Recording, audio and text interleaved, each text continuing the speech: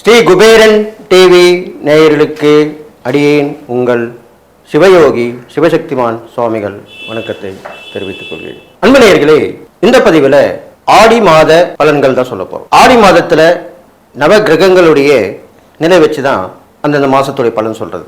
இந்த ஆடி மாதத்தில் இருக்கிற கிரக நிலை வச்சு பார்க்கும் பொழுது அனைத்து மக்களுக்கும் அரசாங்க சலுகைகள் கிடைக்கும், போராடி வெற்றி பெறுவார்கள்.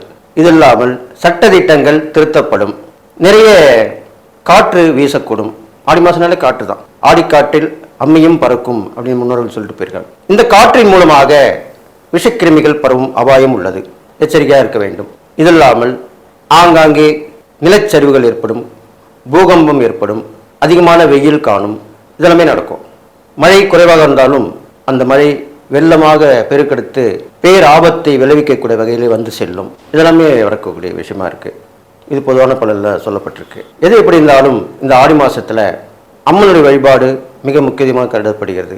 அனைத்தையுமே வழிபடலாம், முக்கியமாக அம்மனை வழிபடுவது ரொம்ப விசேஷம். இந்த ஆடி மாதத்துடைய சிறப்புல ஆடிப்பூரம், அம்மனுக்கு உகந்த அம்மனுடைய ஜெயந்தின்னு சொல்லுவாங்க, ஆடிப்பூரம் அது வருகிறது. ஆடி அமாவாசை ரொம்ப விசேஷம். தர்ப்பணம் கொடுக்க முடியாதவர்கள் சிறு சில சமயங்களை விட்டு இருந்தால் இந்த ஆடி அமாவாசையிலிருந்து ஆரம்பித்துக் கொள்ளலாம். அதே போன்று ஆடிப்பெருக்கு வருகிறது, ஆடி 18ஆம் நாள். சுபகாரியங்கள் செய்ய முடியாமல் இந்த மாதம் விளங்கப்படுவதால் அந்த ஆடிப்பெருக்கன்று சுபகாரியங்களை செய்து கொள்ளலாம். இது விதிவிலக்கு. எல்லாத்துக்கும் முன்னோர்கள் சொல்லிட்டு போயிருக்காங்க பரிகாரம். நம்ம தான் அதை பயன்படுத்துறதில்ல. சுபகாரியங்கள் ஏதாவது ஆடி மாதம் செய்ய வேண்டி இருந்தால் அதை ஆடிப்பெருக்கன்று செய்யலாம், தப்பு கிடையாது. இந்த ஆடிப்பெருக்கில் எல்லா நீர்நிலைகள் இருக்கிற இடத்துலையும் பூஜை செய்து வேண்டிப்பாங்க. மங்கள நான் கோற்றுக்கொள்வார்கள். தாலிபாக்கியம், தீர்க்க சுமங்கலின்னு சொல்லுவாங்க, தாலிபாக்கியம் அந்த கோயிலில் போய் அன்னைக்கு மாங்கல்யம் அணிமித்துக் கொள்வது இதெல்லாமே நடக்கும்.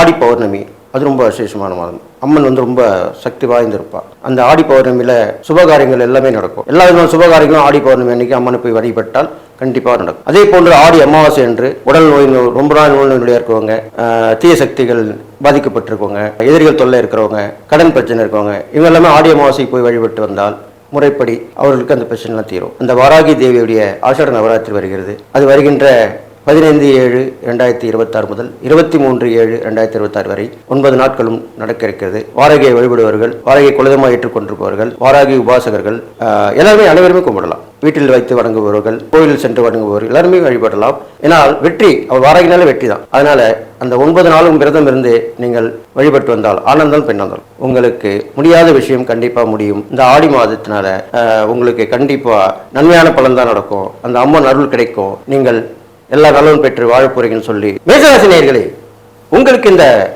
ஆடி மாத பலன் தான் சொல்ல போறேன். ஆடி மாதத்துடைய கிரகணங்களை வச்சு பார்க்கும்போது உங்களுடைய மேசராசியுடைய அதிபதி அவர் தான் பார்க்கணும். ராசி பலன் சொல்லணும்னாக்கா அந்த ராசியுடைய அதிபதி எங்க இருக்கிறார் அதை பார்த்துதான் பலன் சொல்ல வேண்டும். அப்படி பார்க்கும் பொழுது உங்கள் ராசி அதிபதி செவ்வாய் இந்த ஆடி மாதம் ஆரம்பிக்கும் நேரத்திலே 2ஆம் இடத்தில் இருக்கார். உங்கள் ராசிக்கு 2ஆம் இடத்துல ரிஷப ராசியில் இருக்கார். அவர் அடுத்த சில தினங்களுக்குள்ளாகவே மிதுன ராசிக்கு சென்று விடுவார். அப்போ 2, 3 இந்த இடங்களிலே அவர் பிரவேசித்துக் கொண்டிருக்க போகிறார். உங்கள் ராசியாதிபதி 2ஆம் இடத்திலே பிரவேசிப்பதால் கொடுக்கல் வாங்கல் நல்ல முறையிலே நடக்கும். பணம் பல வழிகள் வந்து சேரும். இருப்பினும் பெண்கள் வகையில் கொடுக்கல் வாங்கல், வாக்குவாதம் தவிர்ப்பது நல்லது. அடுத்து வரும் தினங்களிலே சகோதர ஒற்றுமையை பலப்படுத்திக் கொள்ள வேண்டும். இல்லையெனில் பங்காளி, சகோதரன் பங்காளி தானே, சிறு சிறு பிரச்சனை கூட சண்டைகள் வந்துவிடும். விவாதங்களை தவிர்க்க வேண்டும், வாக்குவாதங்களை தவிர்க்க வேண்டும், அதிகமாக பேசி வைத்துக் கொள்ளக்கூடாது, இப்படி இருந்துக்கு வர வேண்டும். அடுத்ததாக உங்கள் ராசிக்கு 4ஆம் இடத்திலே குரு இருக்கிறார், சூரியனுடன் சேர்ந்து இருக்கிறார். சூரியனுடன் சேர்ந்த குரு நன்மை தான் செய்வார். அப்போ பார்த்தீங்கன்னாக்கா உங்களுக்கு இதனால் வரைக்கும் மேசராசிக்காரங்க இடம் வாங்கி போட்டிருப்பீங்க, வீடு கட்ட முடியாமல் இருந்திருக்கும், அதுக்குண்டான நேரம் வராமல் இருக்கும். அதை மறந்தும் விட்டுருப்பீங்க. ஆனால் இப்பொழுது வீடு கட்டும் எண்ணம் மேலோங்கும், அதற்குண்டான வழிகளும் திறக்கும். இவ்வளோ கதை மூடி இருந்திருக்கும், இப்போ திறந்துடும். ஆஹா, இதனால் என்ன மறந்துட்டோம், ஏன் நம்ம முயற்சி பண்ணல, அட்லீஸ்ட் லோன் வாங்கியாவது நம்ம பண்ணிக்கலாம், யார்கிட்ட உதவி கேட்டுக்கலாமே, வீடு விஷயம் எல்லாருமே உதவி செய்வாங்களே. இது கண்டிப்பாக எல்லாருக்கும் நடக்கக்கூடிய ஒன்று தானே அப்படின்னு இப்போ ஃபீல் பண்ணி அதுக்குண்டான முயற்சியில் இறங்கி வீடு கட்ட ஆரம்பிச்சிருவீங்க. சில பேர் பாதியில் கட்டி வச்சுருந்துருப்பீங்க வீடு, அதை இப்போ நிறைவு பண்ணி இந்த ஆடி முடிஞ்சோடனே கிரகப்பிரவேசம் பண்ணுவீங்க. இது மட்டும் இல்லை, வண்டி வாகனம் வச்சுருந்தவங்களாம் எப்படா இந்த பழைய வண்டி விற்கணும், புது வண்டி வாங்கணும்னு பார்க்குற முடிய மாட்டேது, இப்படி தான் அங்காளப்பாக இருந்திருப்பீங்க, ஒரு ஏக்கமாகவே இருந்திருப்பீங்க. அவர்களுக்கு புதிய வண்டி வாகனங்கள் ஏற்படும், கண்டிப்பாக ஏற்படும். பழைய வண்டி கொடுத்துருவீங்க. ஒரு சிலர் பழைய வண்டி வச்சுப்பீங்க, புது வண்டி வாங்கிடுவீங்க. வசதி வாய்ப்புகள் அதிகமாக உள்ளவங்க. வசதி வாய்ப்பு குறைவாக இருக்கும், என்ன பண்ணுவீங்க, எக்ஸ்சேஞ்ச் ஆஃபரில் போட்டுருவீங்க. இந்த வண்டி போட்டால் கொஞ்சம் காசு கிடைக்கும்ல, அதுவும் கொஞ்சம் அட்ஜஸ்ட்மெண்ட் ஆகும்ல. அப்படி தானே நடுத்தர மக்கள்லாம் நினைக்கிறாங்க. அதானே உண்மை, ஆமாம் தானே? அதனால் அப்படி நடக்கும். இதனால் குருவும் சூரியனும் சேர்ந்திருக்கனால இது ரொம்ப விசேஷமாக நடக்கும். கஜகேசரி யோகம், குருவும் சூரியன் சேர்ந்த கஜகேசரி யோகம். இது ஒவ்வொரு ராசிக்குமே அந்தந்த இடத்தை பொறுத்து பலன் அமையும். அடுத்து 5ஆம் இடத்துல பார்க்கும்போது கேது பகவான் ஏற்கனவே இருக்கிறார். அவருடன் சுக்கிரன் சந்திரன் சேர்ந்திருக்கிறார். சுக்கிரன் அடுத்து வரும் சில தினங்களிலே பயிற்சியாகி விடுவார். அவர் ஒரு மாதம்தான் இருந்தாலும் இந்த 5ஆம் இடம் 6ஆம் இடத்துல சுக்கிரன் பிரவேசிக்கிறார். சந்திரன் ஒரு நாளிலே 2.25 நாட்கள் ஒரு ராசியில் இருப்பார். அதன் பிறகு அவரும் மாறிவிடுவார். எது எப்படி இருந்தாலும் புத்திர பாக்கியம் ஏற்படும், அதற்குண்டான வழிமுறைகள் ஏற்படும். புத்திரர்கள் இருந்தால் அவருடைய மேன்மை பாராட்டக்கூடிய வகையிலே அமையும். இதெல்லாம் நடக்கும். பொதுவாக பிரயாணங்கள் அமையும். அது மூலிமா வெளிநாடு செல்ல முடியலனா கூட வெளியூர் அடிக்கடி பயணங்களை மாற்றி அமைக்கிறது, பயணங்கள் மூலம் பலன்கள் கிடைக்கிறது. எப்பயுமே ஒரு பிரயாணம் போயிட்டு வந்தால் அது ஒரு நன்மை நடக்கணும்னு தானே எதிர்பார்ப்போம் எல்லாருமே. அது இப்போ ஒரு காலத்தில் பார்த்தீங்கன்னாக்கா எல்லாமே 2 in 1 3 in 1 ஆகும் நினச்சிட்டு போகிறாங்க.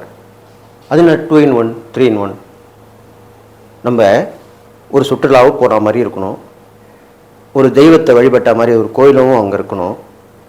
அதே நேரத்தில் நம்ம பிஸ்னஸ் பண்ணுறதுனால அங்கே யாராவது ஒரு பிஸ்னஸ் விஷயமாக ஒரு விஷயத்தை முடிச்சுட்டும் வரா மாதிரி இருக்கணும். பார்த்துக்கிட்டிங்களா? இதெல்லாம் 2 in 1 3 in 1. உங்கள் பிஸ்னஸும் முடியும், ஒரு கோயிலில் பார்க்கக்கூடாத கோயிலில் போய் பார்த்து தரிசனம் பண்ணுவீங்க, பார்க்கக்கூடாத இடத்த சுற்றுலாவில் கண்டு கழிச்சிடுவீங்க.